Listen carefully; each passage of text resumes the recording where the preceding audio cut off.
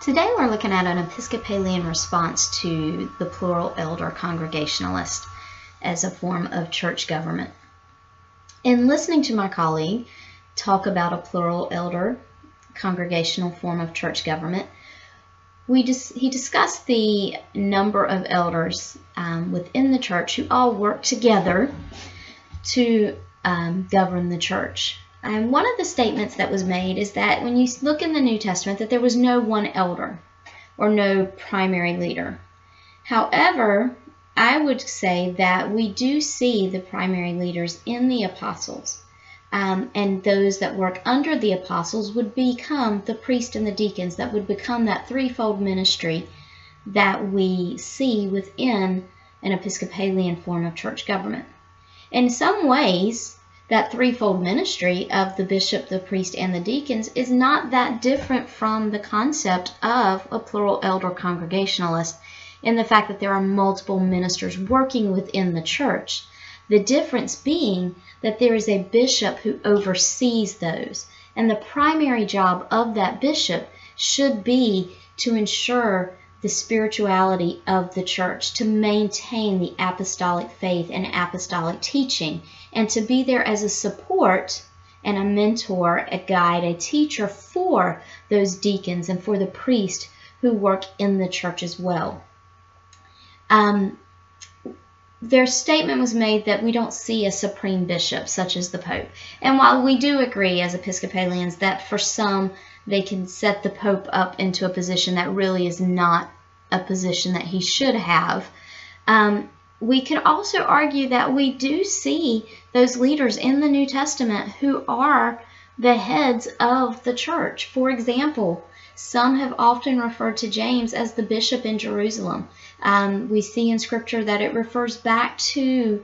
the council in Jerusalem, that the apostles, the disciples, those who had gone out to the other churches, look back to those leaders of the church there. So there are still heads of a church that they are looking to. In looking at the plural-elder concept, we see that two of the main concepts behind that is independence and democracy, which neither of those concepts are concepts that we really could find in the early church.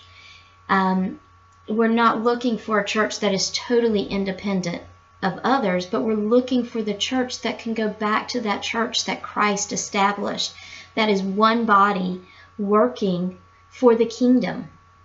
And when you have the independent churches, then you can begin to have all of those offshoots that may determine to take their doctrines one way or the other and not meet the doctrine that it should have, that does not still follow the apostolic doctrine as it was established by the first century church. So we have to be careful when we start talking about these independent churches who may be in association with other churches, but those associations have no ruling over the church itself.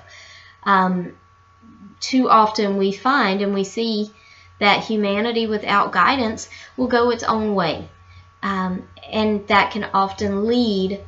to things that are not biblical. And we see an example of the church looking to a governing body for guidance when you see in the Scripture, in the book of Acts, with the Jerusalem councils, which offered guidance on how we should deal with Gentiles in the church. That was from a governing body that was providing guidance for all of the churches that were in the cities around. And so we see that it's not just one individual church with multiple leaders or elders within that church, but it is a body working together, and that there are leaders, there are guides, there are bishops. We're not saying that there is one bishop who should rule over everyone, or that that bishop is better than or higher than the others, but the bishop of a church, of a diocese, of a group is there to provide guidance to the ministers that minister under him, to the elders, to the priests, the deacons that work within the local church bodies. So when we look at this form of government, we can see that while it has some grounding in Scripture, it's missing that critical point of needing a guide, needing that bishop, needing a leader, or that association with the church itself.